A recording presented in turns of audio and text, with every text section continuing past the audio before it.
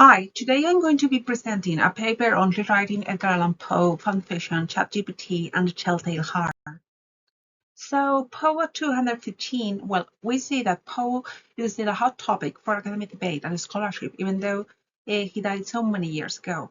His influence in popular culture is visible. We see that the Simpsons paid a homage to the Raven in the Tea House of Horror, Season 2, Episode 3, and we see that his influence on contemporary novels is also visible. For instance, we have Edgar Allan Poe and the London Monster by Karen Lewis Reid, or The Telltale Heart by Monica Shaughnessy. In this case, I am going to be speaking about Poe and fan fiction. What is fan fiction? Well, if we are not satisfied with what happened in a beloved TV series, in a short story, novel, or film, we can go and rewrite it according to our wishes if we are not happy with the ending or the relationship between the characters or whatever.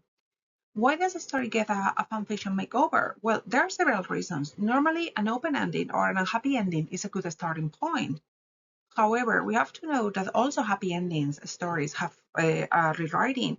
In the case of Jane Austen, for instance, her novels are famous for ending happily, but still that is not an obstacle for a lot of fan fiction being written, imagining what happens after the happy ending.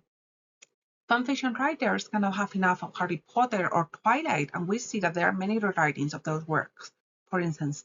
And even at 215, Edgar Allan Poe has inspired a lot of fan fiction, as we are going to see in this presentation. When it comes to researching fan fiction, well, it can be complicated because fan fiction stories are stored online, but they can be updated or they can be even deleted, which makes it impossible to continue researching. So if anyone tries to research fan fiction, I strongly recommend making a copy. Sometimes fanfiction is posted across multiple sites, such as Wattpad or fanfiction.net. So there are multiple versions because different readers at different platforms suggest different things, different changes, and the authors rewrite their writings according to this feedback that they receive. But they may rewrite this in one side, but not in the other. The question whether fanfiction is daylight robbery or fair use is a very complex one, and there are scholars and authors who claim one and others who disagree.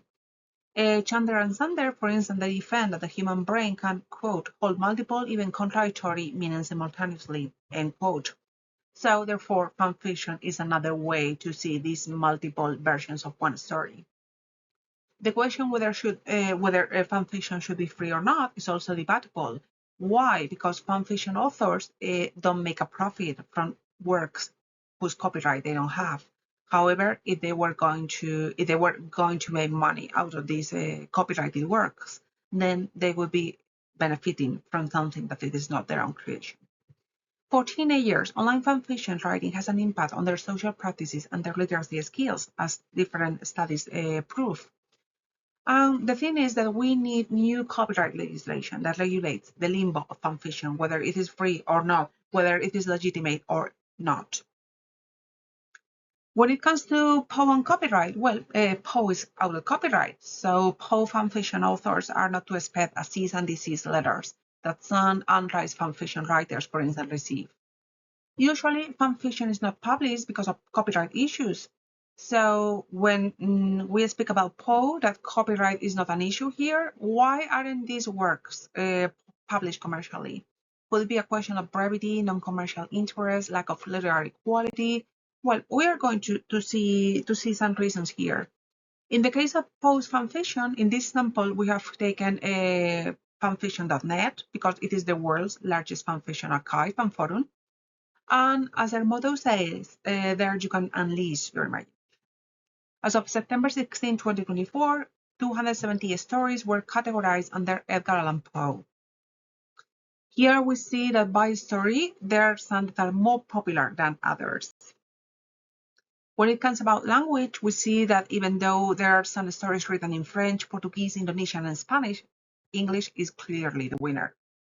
About the state of completion, we see that there are stories that are complete, but others are still in progress. When it comes to the word count, we see that there is a big difference, and most of them are fewer than 5,000 words long. There are also many crossovers, which is something very striking, but it is very common in fan fiction. We have crossovers between fan fiction of Edgar Allan Poe and Harry Potter, Naruto, and even Winnie the Pooh. And also we have overlap. A Rose for Berenice, for instance, recreates the Black Cat, and the Oval Portrait and Eleonora. In this case, in this presentation, I am going to choose Telltale Heart. Why? Because it is Poe's work with the second largest number of fan fiction pieces written. And the story is quite famous among Poe's works, and there are numerous references in popular culture. For instance, Lisa's rival in The Simpsons is a retelling of the Telltale Heart. The Telltale Heart, the original story is 2,162 words. It was published in 1843, and here we have an unreliable first-person narrator telling us how he murdered an old man.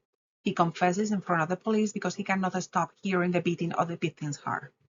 There are several adaptations, including a mobile phone game and a movie from 2016. The sample that we chose here includes 17 pieces, 16 in English, 1 in Spanish. 12 are complete, 11 in English, 1 in Spanish. Fewer than 1,000 words, we have 5 stories, and we have 7 stories that are over 1,000 words. The analysis, well, we can say that the titles are often very creative. We have the fan fiction is poems or short stories. They try to recreate Poe's style with different kinds of success. Language sometimes is too modern, so it is not reminiscent of Poe's. And we have crossovers in which sometimes the connection is a very loose one. For example, with Kakasaku, StarCraft, the Overlord series, the Vocaloid software voice banks, or Lord of the Rings. I'm going to briefly mention some of them. For instance, Toothbrushing with the narrator of A Telltale Heart is a faithful recreation in which we have a new episode. We have sometimes female narrators. We have an alternate ending for A Telltale Heart, which has a very graphic depiction of the murder, quite gruesome. We have school assignments as the origin of this fan fiction. And we also have a story written in Spanish, in which the narrator is a girl named Alice who lives with her grandfather in a lovely house, and Mr. Poe comes to visit them. You are going to see my references and in my paper a more detailed analysis, but well, the conclusions, well, I could say that the main reason why Poe fan fiction is not published is because of the brevity of the pieces. Take into account that here the writings that I analyzed range from 3,000 words to 250 words. So even though they are not copyrighted, it could be difficult to find a publisher for such a short piece. Another major problem can be an uneven quality. Some of them are very, very good, very faithful to Poe, and others are completely different. Crossovers, well, in some cases, the influence of the secondary text is so strong that the resulting piece bears little similarity to Poe's original story. And something for the future, we can talk about artificial intelligence and fan fiction. For instance, I asked ChatGPT to write an alternative ending to The Telltale Heart, and the result was pretty good, quite consistent with Poe's writing style and language. So just as ChatGPT and other artificial intelligence software are posing a big threat to academic writing, maybe they are also going to pose a threat to fan fiction. These are my references. Here they continue. Thank you very much for your attention. If you have a question, I will be happy to reply to it in the forum, and you can also email me. Thank you very much.